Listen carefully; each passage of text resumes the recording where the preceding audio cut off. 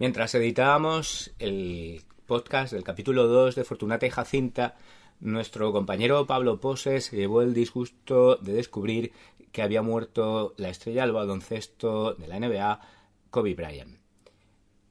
Eso para Ignacio Rodulfo Hacen o para mí, Antonio Castillo Algarra, es un poco sorprendente, pero no para la mayoría del mundo.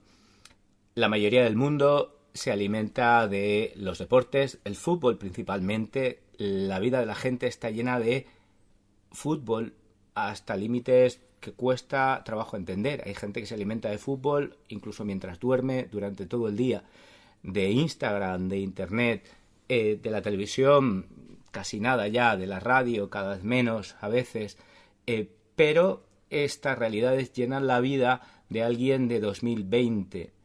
Entonces estuvimos pensando qué cosas llenaban las vidas de los personajes de Fortunata y Jacinta, de los españoles y los europeos de entonces, realidades que han desaparecido, vidas que están hoy llenas de fútbol. El fútbol no existía entonces.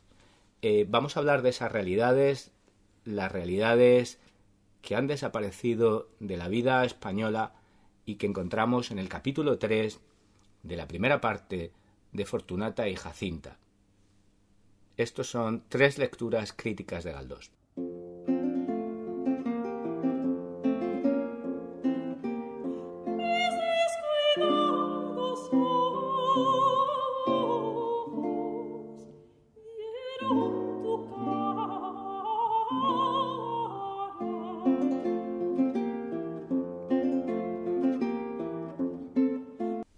El romanticismo trae a la vida española nuevas diversiones, nuevas ocupaciones, traslada el protagonismo desde el campo a la ciudad, con pérdida de la vida rural.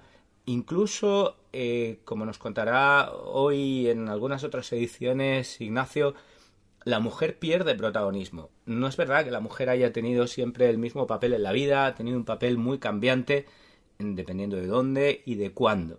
Estas nuevas realidades que trae la época romántica y que serán las que están consolidadas en la época de Fortunata y Jacinta, estas nuevas formas de socialización que se hacen muchas veces al margen o contra la iglesia, son los cafés, las tertulias, los ateneos, las logias masónicas, un auge extraordinario del teatro, los diarios y semanarios. Hablaremos hoy de la famosa Gaceta.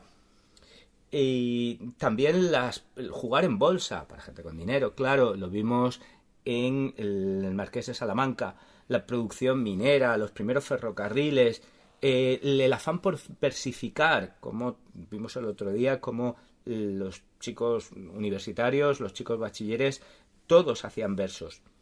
Eran típicos también los duelos, sobre todo en la juventud del protagonista del capítulo de hoy, de Estupiñá. Y toman protagonismo las clases medias.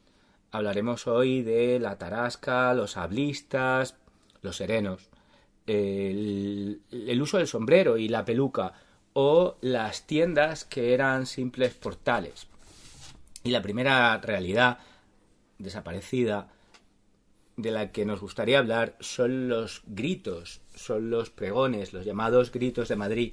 De ellos, un valenciano hizo una serie de grabados justo en la época de Goya. Se llamaba Miguel Gamborino y pues tenía que competir con un genio como Goya, y recogió en unos grabados preciosos todos esos gritos de Madrid, la gente que ofrecía alas calientes y gordas, avellanitas dulces, avellaneces. Esos gritos también estaban en Hispanoamérica, y prueba de ello son estos gritos del Perú. La lechera, leche purita casera, leche de burro y de vaca. Ay, bizcochero, chancayán muy bueno, compre casero. El genio Ramón Gómez de la Serna habla de estos pregones de ayer y hoy, de estos gritos de Madrid, y dice: la parlería del pregón llenaba antes el silencio sestero y claustral de la calle, en que apenas un carro ponía el desgualdrapo de sus tornicones. El pregón enflautaba toda la calle, y había un arte especial de encomenzar el pregón, hasta encalabrinarlo para que después descendiese en entonada transición hacia el silencio. El secreto armónico del pregón está en esos 3 tiempos, como en las saetas, de tal modo que los pregones en que se solaza el arte del pregonador son las saetas profanas, las saetas comerciales. Se cantaba el pregón porque obligaba a ese pudor del tono y del ritmo de solemnidad de la calle, cuyos íntimos oídos se transgredían con el pregón. Los pregones tenían parentesco, sigue Ramón, con los cantares de los jardines y con los cantares de las mozas, y por eso estaban obligados a tener alguna floritura. Esa lastimera nota, llegada a los últimos confines, era la que llamaba la atención en el fondo de la casa, sobre si convenía o no convenía comprar lo que pasaba vendiendo por la puerta. Nos quedan de estos pregones casi nada, pero el afilador, del que dice Ramón, que suena su flauta como el lamento último de las antiguas siringas. En el pregón canta el hambre y sabe convertir el grito angustioso y que pide auxilio en un grito placentero de chico que se divierte cantando y gritando. Niñotes viejos. Los pregones más poderosos, los que saben de esa telegrafía complicada que es el pregón, son los que pasan sobre el patio y penetran en las cocinas, encontrando a las cocineras a las que iban buscando precisamente. Los pregones más bonitos, decía Ramón, eran los de las flores, o los que ofertaban gafas para vista cansada, lente barato, Quevedo de cristal de roca, Quevedo barato. Cuando ya en las grandes capitales no se tiene la modestia de cantar con alegría el nombre insignificante de lo que se vende, aún perdura en Madrid la costumbre de vocear con rústico tonillo la mercancía callejera. Ramón nos aclara que el pregón perdura en Madrid, pero estaba también en las otras ciudades. Por ejemplo, tenemos en el musical Oliver, basado en Oliver Twist, de Dickens, el gran alter ego como novelista también de Galdós, tenemos esta canción, Who Would Buy, en el que el chico, cuando por fin lo han recogido, sale al balcón y ve en el barrio adinerado de Londres cómo salen todos estos gritos de Londres, estos pregones.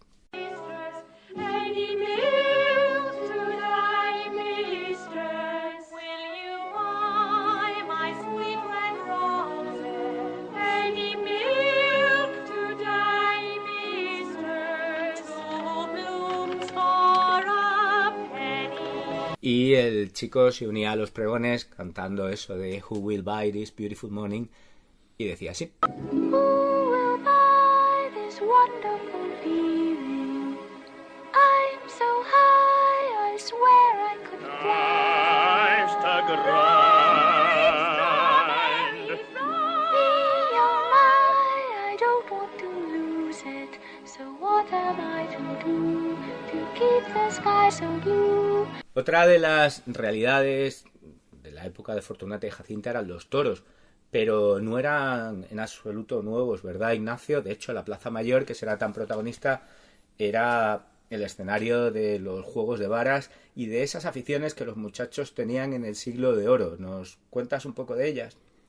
Sí, bueno, Madrid en el Siglo de Oro, ya desde finales del siglo XVI, pero en todo el Siglo de Oro, debió ser un espectáculo de diversiones, porque a ella llegó en tropel de pronto una juventud muy numerosa, y en una ciudad en la que estaba por hacer, que tenía más de pueblo que de ciudad y que muy de golpe había crecido mucho, y entonces pues los entretenimientos eran muy particulares. Por supuesto, el toreo era una en todas sus muchas modalidades, pero también el baile español, que nace entonces en gran medida, y toda serie de juegos muy peligrosos que vemos en las autobiografías del momento. Saltaban tapias, iban por los tejados. Las corridas, como vemos en algunos de los cuadros, se veían desde los tejados de la Plaza Mayor. La gente se encaramaba. Verdaderamente todo esto nos habla de una ciudad que era algo muy distinto, en la que la gente se movía y hacía cosas muy distintas y que hoy parecerían totalmente de locos. Y los chicos se metían en lances de amor con espadas de por medio, y sabían tocar las castañetas y tocar la guitarra y cantar, ¿no? Y hacer versos y hacer comedias. Y cuando uno lee las autobiografías de de principios del siglo XVII, del pleno siglo de oro, uno se asombra con la cantidad de tiempo y el rendimiento que se le sacaba a ese tiempo por gente de 15 años, 16, 17. Todas estas cosas hacían. Un poco más prosaico era el Madrid de Fortunata y Jacinta, aunque también con mucho encanto, y Estupiñán, que es el protagonista, es esa memoria viva. Os preguntábamos en la primera pregunta si sigue habiendo Estupiñás, ahora seguiremos con esas realidades que han ido desapareciendo y que llenaban la vida de entonces. Estupiñán, que era un hombre tan vivo, no solo memoria, por cierto, nos demuestra lo buen historiador que era Galdós, ¿no? Sí, aquí en este capítulo hay que insistir, como en el segundo, en el papel de Galdós como historiador. Quizá la mejor frase, que luego volveremos al tema, de este capítulo es aquella en la que dice que Estupiñán, toda la historia que Estupiñán veía era la historia vista en los balcones. Esto es una manera genial de concebir la historia y que es distinta a lo que se suele pensar. El otro día, en la apertura de las Cortes, se dijo allí en el Congreso de los Diputados que Galdós es el escritor por excelencia político, que muestra que la vida está transida siempre de política. Y yo creo que este Galdós historiador, el Galdós más genial, es otra cosa. Exactamente, es lo contrario. Exactamente. De hecho, prometemos desmentir en próximas ediciones de nuestro podcast la única biografía de Galdós que está disponible, que es una gravísima impostura y creemos que de no buena calidad. La publica Alianza e insiste en la politización de Galdós. Galdós no era así. Y ni eso, además, es ni de lejos lo más importante. Y, sin embargo, no se han editado algunas de las mejores biografías de Galdós, no se han reeditado y que serían tan necesarias. Pero hablaremos de ellas en próximas ediciones. Nosotros nos quedamos con el Galdós historiador, ¿no? Eso es, y yo creo que, volviendo al balcón, cabe pensar en la cantidad de cosas que pasan en estos capítulos, que pasa en Fortunata y Jacinta, pasa el final de un reinado larguísimo, pasa una república, hay guerra, hay todo tipo de altercados, pero lo que ve Galdós es que eso no pasa llanamente, la gente no vive solo en la política, sino que hay un relieve de las cosas, se ve a través del balcón. No se ve a secas, se ve viviendo un amor, viviendo con la familia, teniendo un comercio, y allí está la política, en mayor o menor medida, pero en relieve, en casos personales y a través de la vida personal, y no simplemente política por política y por politización. Galdós es lo contrario. Sí, y ahí en su propia vida política no fue precisamente un comprometido con ningún partido en concreto, ni con ninguna actividad política en concreto, sí con sus compromisos éticos, sí con sus principios. Hablaremos de esto. Preguntábamos si seguía habiendo Estupiñás y si había algún caso en la historia de la familia que nos pudierais contar en vuestra propia familia. Habéis contado cosas muy bonitas, señores del pueblo que iban diciendo las genealogías de la gente y se quedaban plantados en la plaza esperando saber de la vida de cada uno. Muchos habéis hablado de vuestros abuelos, que detrás de muchos abuelos hay un Estupiñán. Hay quien ha dicho que hay Estupiñás hoy en día en las redes sociales, o hay quien ha hablado, y en eso lleva mucha razón, de las cuidadoras, que es la versión moderna, la versión de hoy en día de las tatas, lo que se llamaba la tata. La tata era normalmente una señora que se había criado que había criado, por ejemplo, a tu madre, incluso a tu abuela, y te acababa criando a ti. ¿Servicio? ¿Era miembro del servicio? Bueno, era principalmente un miembro de la familia, como una especie de abuela más, y así es Estupiñán, al que le confiaban la vida del niño y le confiaban los negocios de la familia, y se podría pensar que lo tienen recogido o algo así, pero no es verdad. Él hace muchísimo servicio a esa familia. Entonces, es esta generosidad que tenía esta época, que hemos seguido teniendo hasta hace muy poco, de darse cuenta del valor que tiene cada uno. Estupiñán, lo hemos leído, es un incapaz para los negocios, es un incapaz de rentabilidad, pero sin embargo tiene un montón de virtudes sabrosas que alimentan la vida y que ayudan a vivir a otros. Era indispensable en las tertulias y era indispensable para la familia protagonista, la familia de Juanito, y así lo sabe Barbarita, y no lo hubieran cambiado por nada. Además era el excipiente de la historia de amor que empieza ya. pero esa generosidad se va perdiendo. Es increíble cómo hay gente que prefiere vivir en un piso compartido y mandar a su abuelo a una residencia. No sé. Esto es completamente nuevo, pero los Estupiñás pues los hemos casi perdido, ¿eh? Sí, yo también cuando he pensado en cómo responder esta pregunta me he acordado mucho de una chica que me cuidaba cuando era pequeño, al igual que muchos de vosotros, y en mis abuelos. Y concretamente, al pensar en mi abuela, que claro, es otra época, mi abuela tiene 94 años ahora. Vivió su juventud durante la guerra y después de la guerra. Se casó con un militar y al ser un militar que había participado en la guerra civil y tenía honores, ya tenía un cierto rango y tenía un chico que era de rango inferior que se encargaba de atenderle, una especie de secretario.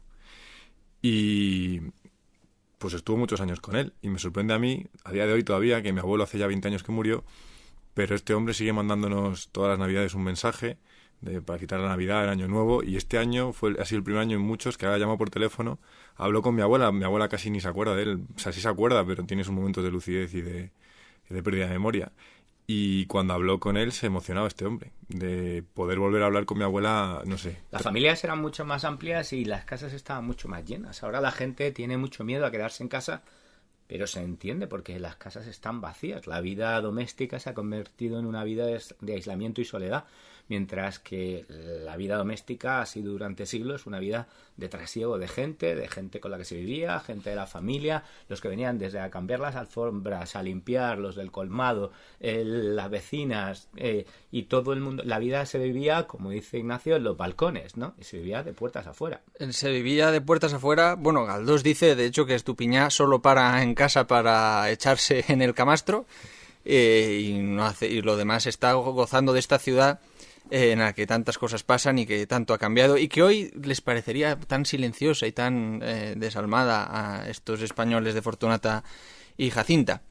Pero el tema de los balcones es especialmente importante, porque en Madrid casi la única cosa que sobresale en la arquitectura madrileña son los balcones.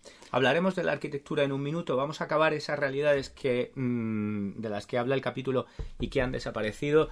Por ejemplo, la tarasca, Ignacio. ¿Qué es eso de la tarasca? Sí, la tarasca que ahí aparece pues se refiere a esta figura grotesca que salía en la procesión del Corpus y que representaba el pecado, que vencía la Eucaristía, claro, y que todavía se conserva en algunas procesiones del Corpus, especialmente yo pienso en la de Granada, ¿no?, que la sacan todos los años. Los hablistas, que son aquellos que salían a la calle con el ánimo alevoso de sacar dinero a parientes, conocidos, amigos o casi desconocidos, ya fuera dando pena o proponiendo algún negocio extraño, y daban pues eso, un sablazo. Esos no son tan de antes, todavía existen, pero yo creo que ya nadie entiende la palabra sablista. También los serenos, que existieron hasta hace tan poco, que cuidaban de la calle, abrían la puerta, despertaban por la mañana. El llevar sombrero, que se acabó hace nada, como el que dice. Yo recuerdo la obra de un escritor un poco derechoso que se llamaba Fernando Vizcaíno Casas, de un éxito increíble, un escritor humorístico, y escribió un libro que se llamaba Los rojos no usaban sombrero, no llevaban sombrero, porque en la guerra civil todavía eso coleaba, ¿no? Por cierto que el fundador del sinsombrerismo en 1927 fue Ramón Gómez de la Serna, que fue el primero que se quitó el sombrero, y era una revolución. Y dijo, ya está bien. Y también el uso de la peluca, se habla, eso desde luego se acabó mucho antes. El otro día hablamos de las tiendas que empezaron a tener escaparates en vez de tener una ventana con rejas, y aquí vemos las tiendas que son portales de entradas al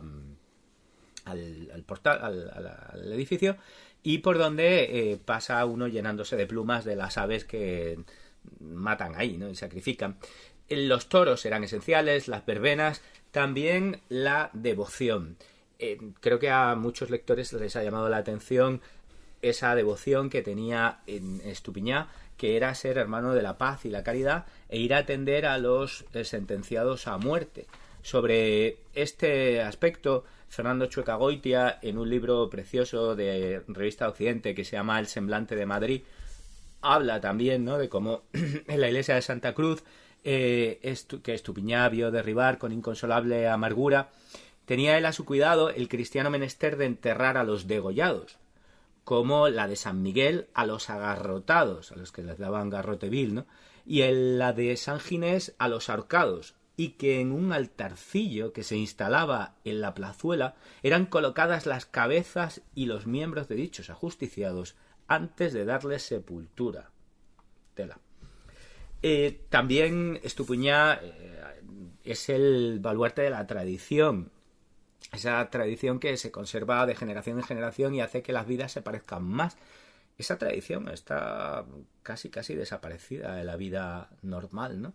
No está muy claro, o sea, quiero decir, un chico de la edad de Pablo, con su Kobe Bryant y su vida normal y sus Erasmus, y pues se parecen todos mucho. Podría ser un chico de Los Ángeles o un chico de no se sabe dónde. Y eso le pasa a mucha gente, no especialmente a Pablo, pero a muchísimos de vuestra generación, ¿no? También es esencial la Gaceta. Hemos hablado antes de los periódicos, de cuántos periódicos había, diarios. Y esto de la Gaceta, gracias a nuestro jurista decimonónico, Alberto Alonso Colinas, podemos saber lo que era. La Gaceta se crea en la segunda mitad del siglo XVII, en principio como un periódico privado que se dedicaba a explicar las noticias de la corte, las novedades que ocurrían. Progresivamente se empiezan a incorporar cuestiones que son del ámbito público, pero todavía no es un periódico público oficial. No es hasta Carlos III cuando la corona adquiere la patente para publicarlo en exclusiva, y progresivamente, además de las noticias de la corte y otras novedades que eran de público interés, se empiezan a incorporar la publicación primero más o menos frecuente y luego sistemática de todas las disposiciones generales que se iban aprobando. Eso es esencial para asegurar la publicidad y la seguridad jurídica, porque la gente necesita saber qué cosas están en vigor, cualquiera puede conocerlas y por lo tanto sabe que se tienen que aplicar. Esto se culmina a principios del siglo XIX, unas décadas antes de cuando Fortunato y Jacinta ocurre, cuando se obliga ya expresamente a que todas las normas del Estado se publiquen en la Gaceta para generar conocimiento.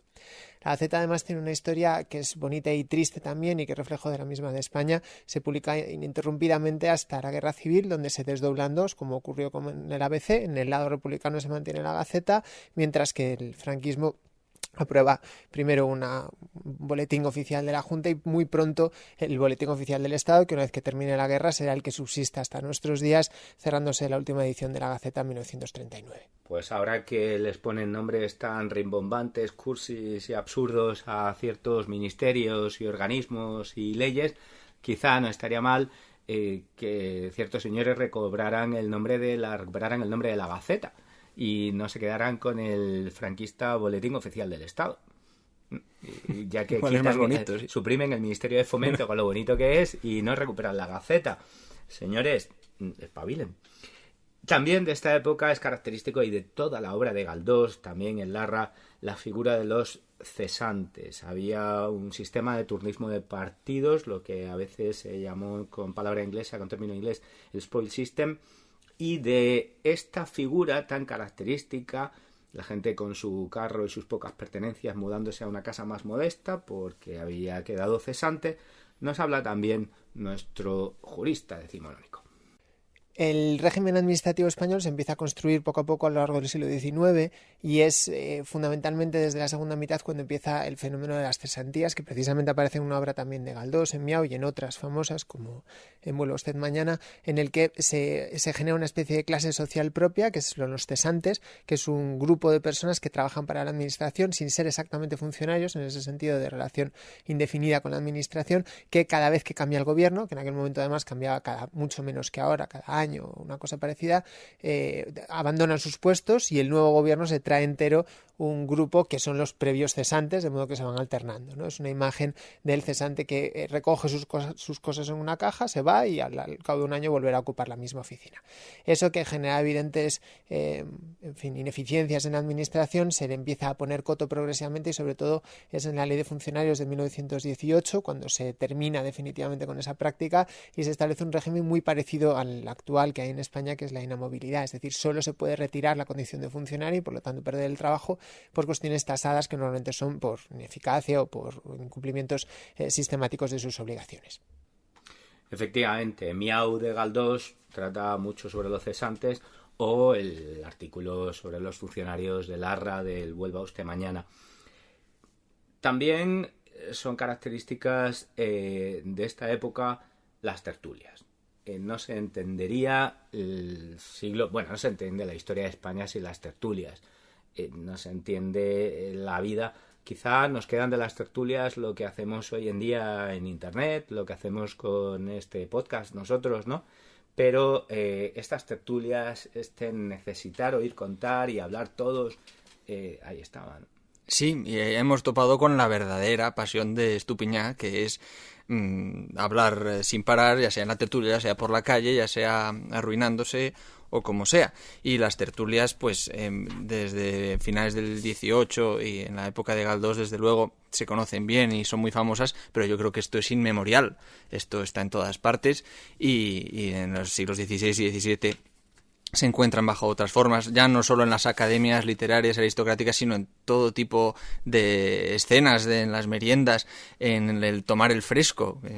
Se encuentra luego en algún documento que los vecinos tomaban siempre el fresco antes de acostarse porque las tardes se hacían muy melancólicas y había que adornarlas con charla. Y tenemos música para ilustrar las tertulias. En general, el conversar, la pasión por la palabra y la pasión de Estupiñán. Porque además se dice en Fortunata y Jacinta que Estupiñán es la viva imagen de Rossini en su último periodo, este Rossini que conocemos todos, el retrato de Rossini, que es el Rossini ya retirado y que se dedicaba a meter liebres en el horno y a hacer banquetes opulentos en su casa. Pues bien, este Rossini al que se parece Estupiñán se parece también en su amor por la facundia, ya no solo española en este caso, sino italiana, que es muy similar, por la verborrea y por estos personajes que no paran de hablar, y en general por la vida vibrante de esta ciudad en la que tantas cosas se hacen por la calle y en las que unos se vuelcan en los otros charlando continuamente. No hay mejor ejemplo quizá que la famosísima cavatina de Fígaro de Il Barbiere di Siviglia, que además se ambienta en España, que es de 1816 y que nos muestra a un personaje muy parecido a Estupiñán, a un personaje popular, a un barbero que va por las calles haciendo todo tipo de encargos, pero que goza verdaderamente en que le vayan llamando por las esquinas para poder hacer de alcahuete, para poder contar vidas, para hacer todo lo que esté relacionado menos con ser estrictamente barbero, y que además, por obra genial de Rossini, habla rapidísimo. Pues sabemos que esta es una de las especialidades de Rossini, de hacer estos personajes que no paran de hablar.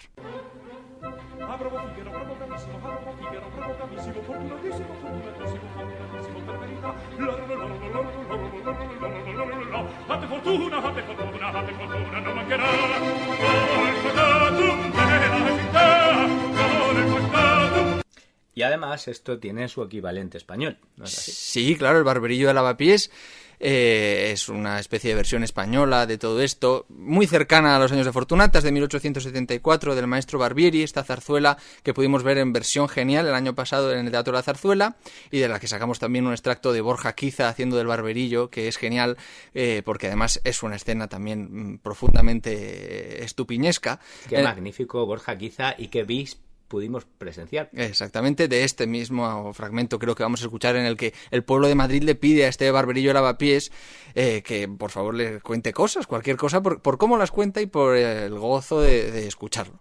Peino corto y rizo y adobo la piel y echo sanguijuelas, ¿qué es lo que hay que ver? Lamparilla soy, lamparilla fui, este es el barbero mejor de Madrid. Lamparilla fui, lamparilla soy, y no hay nadie triste en donde yo estoy. Lamparilla sí, este es el barbero mejor de Madrid. Lamparilla no, lamparilla sí, este es el barbero mejor de Madrid. Mejor de Madrid, mejor de Madrid. Para acabar con Rossini hay que mostrar también aquellas escenas tan suyas en las que no solo pone a un personaje que le encanta hablar como Estupiñán, sino que pone a muchos. Esto es claramente una elevación al arte de una sobremesa italiana, una sobremesa española, que toda la familia habla a la vez, y que Rossini esto lo elevó verdaderamente a una forma de arte. Ya la ópera napolitana hacía esto con Cimarosa y otros tantos, pero la apoteosis de estas escenas de caos y de palabrería y de hablar por hablar y de todos a la vez están en Rossini. Escuchamos otro fragmento de Il Barbiere di Siviglia en el que todos hablan a la vez.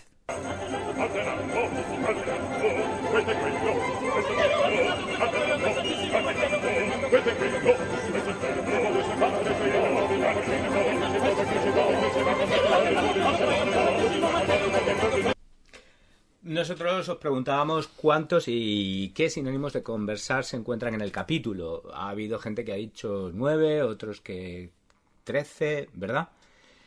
Quizá el más bonito y que muchos hoy en día no conocen es el de pegar la hebra para charlar y para hablar. Yo eso lo he oído en mi casa toda la vida, a mi madre, a mis tías, lo de pegar la hebra. Pero no se usa, ¿no? Vosotros no lo usáis, ¿no? No, Nosotros ya no lo hemos oído. Lo he deducido, pero no lo conocía. No estaba. En cuanto a las realidades que han dejado de existir, una de ellas, la última ya, serían esas canciones de guerra, esas canciones políticas. Las últimas canciones políticas, de verdad canciones, no hay casi canciones políticas ya, ¿no? No, se quedó aquello en los años 70. Se quedó en los 70 de libertad, protesta. Libertad. Y yo creo que... Y se ha quedado casposo. Y aceituneros de Jaén y se ha quedado casposo. Pero no hay... En cambio, en la guerra civil hay gloriosa tradición de los dos bandos de canciones de guerra. Lo decimos porque a Estupiñá, el único día que lo emborrachan, le hacen cantar la pitita, ¿no? Hemos estado a punto de cantarlas nosotros aquí. Prometemos cantar otro día, pero nos quedan un poco sosainas. Y puestos a hablar de canciones de guerra, de la guerra de independencia, a nosotros la que nos gusta muchísimo, es la que versionaba así de estupendamente la más grande, Rocío Jurado. Con la bomba que tira, los fanfarrones se hacen la gaditana, tira buzón, que las hembras cabales en esta tierra, cuando nacen ya vienen pidiendo guerra. Y hemos estado a punto de hablar varias veces de Madrid, a raíz de esos balcones y del urbanismo de Madrid. Y ahora vamos a hablar un poquito. Lo primero es la iglesia de Santa Cruz, que le da tantísimo disgusto a Estupiñá, que se destruya. Y nosotros hicimos una entrada en Instagram, en las redes, en Twitter y en Facebook. Creo que una de las primeras que hicimos, no sé si la habéis leído, yo os recomiendo que lo volváis a leer, la vamos a recordar, que es como Galdós, muy joven, en uno de sus primeros artículos, se imagina que es la veleta de ese tejado de la iglesia de Santa Cruz. Y dice cosas como esta, imaginando su vocación que empieza y su historia de amor por Madrid, que empezaba entonces también, el que había llegado de Canarias. Qué magnífico sería abarcar en un solo momento toda la perspectiva de las calles de Madrid. Ver el que entra, el que sale, el que ronda, el que aguarda, el que acecha. Ver al marido y a la mujer arrastrados en dirección contraria, rodando el uno hacia el naciente y la otra hacia el poniente, permitiéndose, si encuentran, el cambio de un frío saludo. Ver descender la noche sobre la villa y proteger en su casta oscuridad la pesca nocturna que hacen en las calles más céntricas las estucadas ninfas de la calle de Gitanos. Oír la serenata que suena junto al balcón y contemplar la rendija de luz que indica la ficción musical de la beldad que vela en aquella alcoba. Esperar el día y ver la escuálida figura del jugador que, tiritando y soñoliento, entra en el café a confortarse con un trasnochado chocolate. Ver los mercados abriendo al público sus pestíferos armarios. Ver al sacristán moviendo el pesado cerrojo de la puerta santa y contar las primeras mojigatas que suben las sucias escaleras del templo. Ver salir de una puerta un ataúd gallegamente conducido y saber dónde ha muerto un hombre. Ver salir al comadrón y saber dónde ha nacido un hombre. ¿Cuántas cosas veríamos de una vez si el natural aplomo y la gravedad de nuestra humanidad nos permitieran ensartarnos a modo de veleta en el campanario de Santa Cruz, que tiene fama de ser el más elevado de esta campanuda Villa del Oso? ¿Cuántas cómicas o lamentables escenas se desarrollarían bajo nosotros? ¡Qué magnífico punto de vista es una veleta para el que tome la perspectiva de la capital de España! Efectivamente, él echa de menos ser veleta de la iglesia de Santa Cruz. Y el protagonista de este capítulo, pues la protagonista es la Plaza Mayor y los distintos lados de la Plaza Mayor. Has estado visitando la zona que sería la casa de Estupiñá, ¿no? Sí, estuve el otro día y me llevé el libro de guía, evidentemente. Hice el camino que hacemos todos muchas veces, pasando por la calle Bailén, para luego llegar hacia la Plaza Mayor. Por cierto, ahora tiene su encanto ver cómo están haciendo la obra y se están viendo las caballerizas que se han quedado destapadas, y por un lado es un fastidio, por otro lado tiene su gracia asomarse a la verja. Llegando a la Plaza Mayor, en la cava de San Miguel, el libro habla de la séptima casa, a partir de ahí. Yo me acerqué, está en rehabilitación. No se puede entrar por la calle San Miguel y cuando te das la vuelta por la Plaza Mayor, también buscando un poco ahí, porque al final hay muchos negocios ahí que están cerrados. Que dices, joder, es la Plaza Mayor y hay varios que están cerrados. La entrada que dice Estupiñá, Juanito, que puede coger como un atajo para escaparse de las escaleras, pues ahora es un bar de bocata de calamares para turistas, que bueno, pierde un poco el encanto. Por lo menos la fachada de la cava de San Miguel sí que tiene un aspecto. Y a las escaleras no has podido llegar, claro. Me gustaría, pero no. Igual me puede haber colado, pero no me atrevo. O sea, mi vocación de ingeniero me impide meterme en un edificio en obras.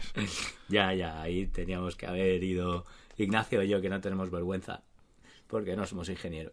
Que la Plaza Mayor, dice también Fernando Chueca-Goitia, que se adapta perfectamente a la idiosincrasia de los personajes y a su clase social y a su estilo de vida. Y entonces resulta que hay dos lados en la Plaza Mayor, separados por cuchilleros. Por cierto, qué bien se ve esto de cuchilleros en una de las películas de las que no hablamos el otro día, de Edgar Neville, del que decíamos que era el que ha llevado mejor a Galdós al cine sin haberlo llevado nunca propiamente en una obra. Y en la película El último caballo se ve al caballo solitario, Fernán Gómez, subido a ese caballo ahí en el Arco de Cuchilleros, en una imagen que es mítica. Y también, por cierto, en esa película se ve jugando al caballo y varias escenas en torno al monumento a Galdós en el Retiro.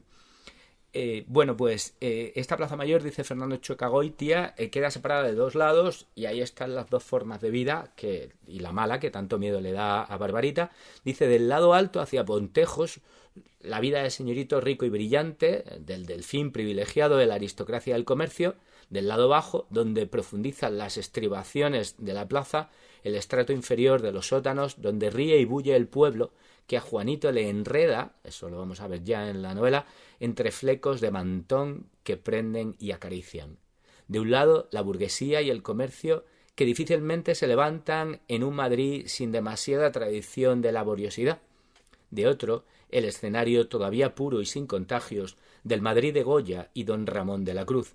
Los padres de Juanito, el respetable don Baldomero Santa Cruz, enriquecido en el comercio, reputado y progresivo, y la simpática Barbarita, no bajaron nunca a aquellas cimas peligrosas de cuchilleros, y cuando presentían con horror que su delfín andaba por tales bajos fondos, reclamaban angustiosamente que el fiel Estupiñá le vigilase. Eso lo veremos en el próximo capítulo. Y entonces teníamos que acabar de hablar de estos balcones y de esta arquitectura de Madrid, ¿no es así? Sí, yo andaba con muchas ganas de los balcones porque hacen su aparición aquí en este capítulo y son importantísimos. Decíamos que es de donde Estupiñá ve la historia.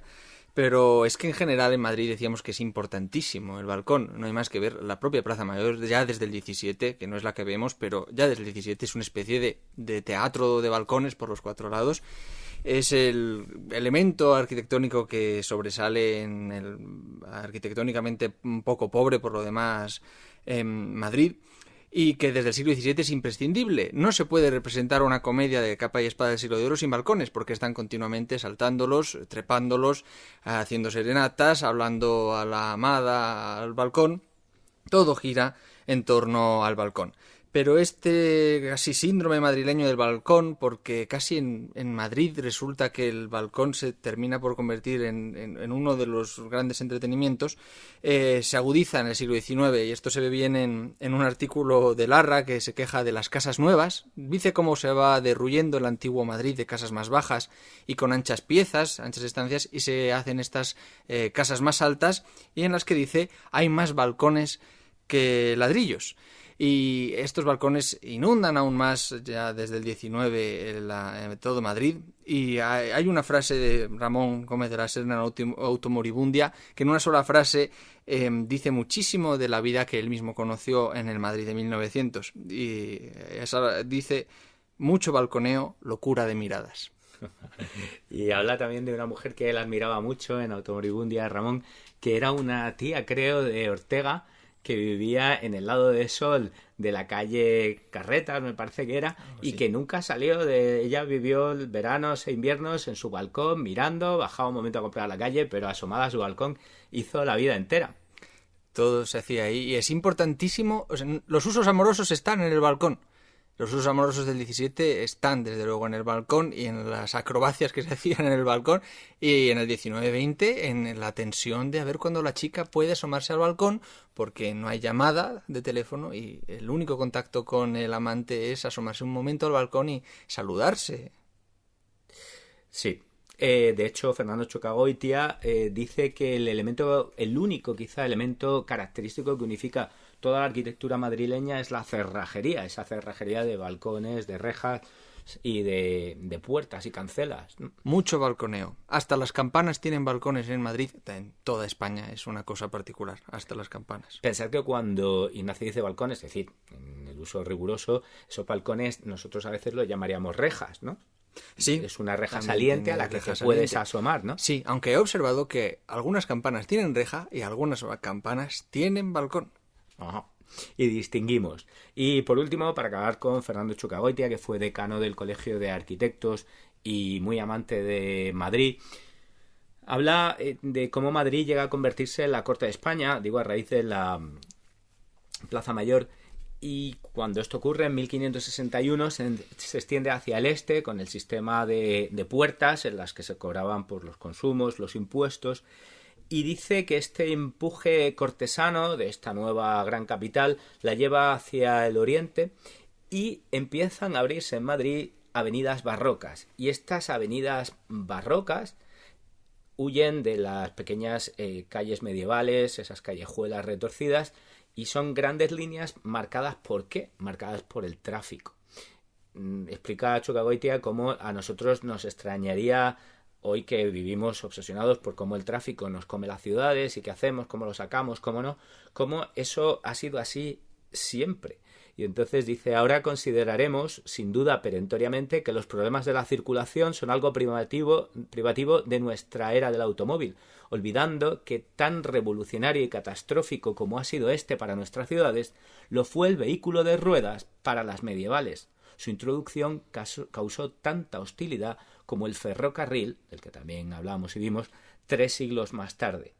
El auge de Madrid como capital de un imperio, el más importante de la tierra en su época, coincidió con el de la circulación rodada, y por lo tanto, en la modesta villa carpetana, desarrollada luego a matacaballo, debieron sentirse los problemas de circulación más agudamente que en parte alguna.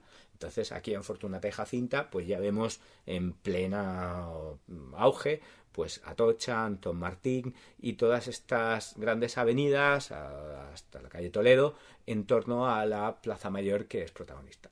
Sí, yo creo que la clave está en el balcón y en el carro, porque en una ciudad como Madrid, donde lo bueno que tiene es que tiene todo y no tiene nada, donde no hay un río al que asomarse, donde no hay una montaña a la que trepar, donde no hay un sitio donde proyectarse hacia otros mundos, las dos maneras son o el mirar desde arriba de un balcón o montarse en un veloz carro. Son las dos vías de realización madrileña. Y de hecho, nosotros cuando hacíamos la crítica al amor, nuestro musical barroco, pues hablábamos de cómo en aquella época se hacía una especie de lo que se ha llamado el cruising, ¿no? Que es la gente se cruzaba en un carro, la gente joven principalmente, o no tan joven, por el Retiro o por las grandes avenidas, y entonces si te gustaban las chicas o los chicos que estaban en el otro carro, rápidamente te lo abrían, o si te dejaban pasar o tú dejabas pasar, y te montabas en otro carro y ahí pasaría lo que tuviera que pasar.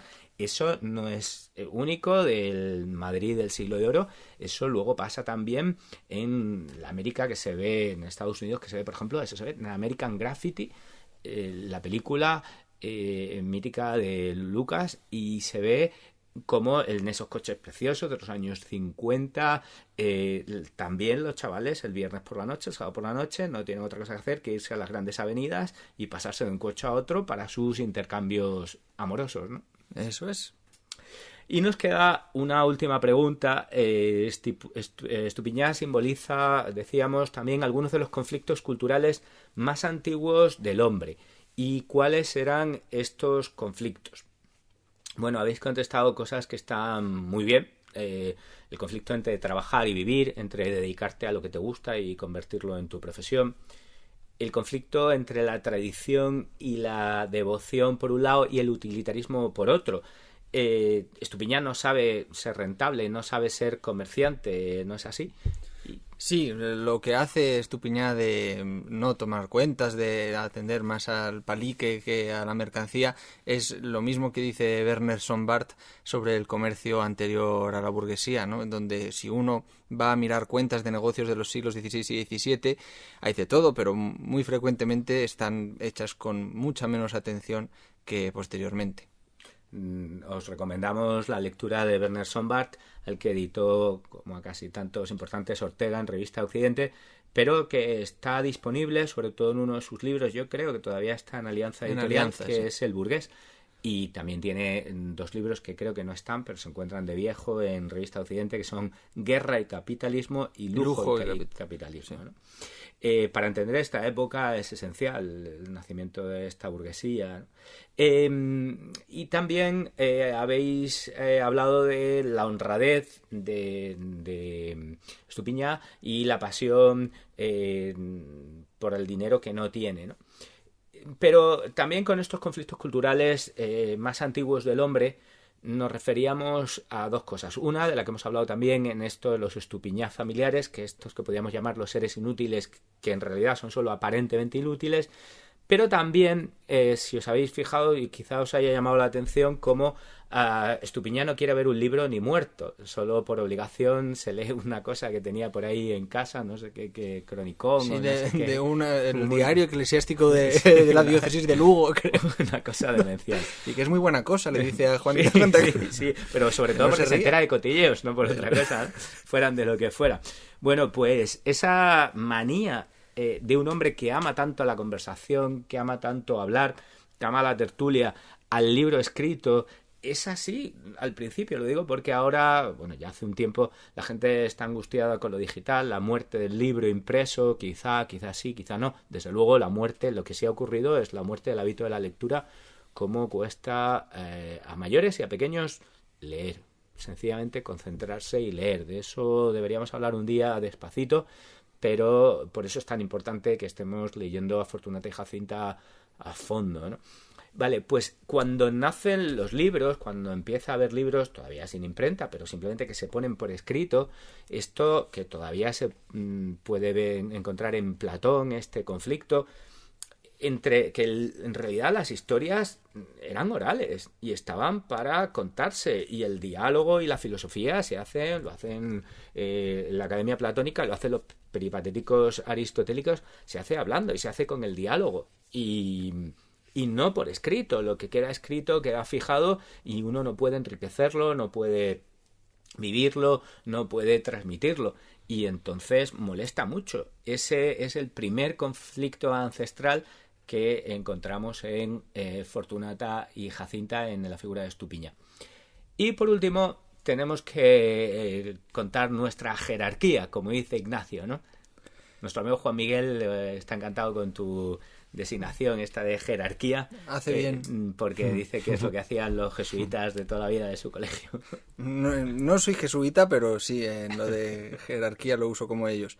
Pues bueno, Villalba se ha aferrado al primer puesto, seguido por Clara, y en esta vez el tercero es Nacho. Y esa es la jerarquía de la segunda lectura. Del segundo capítulo, ¿no? Segundo capítulo, sí. Pero además Pablo está haciendo una clasificación muy rigurosa, sí, con arreglo a las normas de la Fórmula 1, creo, que se me escapan, pero de acuerdo a las cuales... Hay gente que tiene 50 puntos. Sí. Ahí está Villalba. El caso es que, exactamente, bueno, de acuerdo a esta clasificación que tiene en cuenta tanto la primera como la segunda lectura, capítulos 1 y 2, Villalba es el primero, obviamente, la segunda es Rita, y el tercer puesto lo comparten Miriam y Clara. Y recordad que vamos camino del capítulo 4, llevamos un cierto retraso por culpa de nuestros menesteres teatrales y por culpa de una gripe que por poco mata a este señor que los habla. Pero prometemos ponernos enseguida al día con este podcast y también con las preguntas del capítulo 4.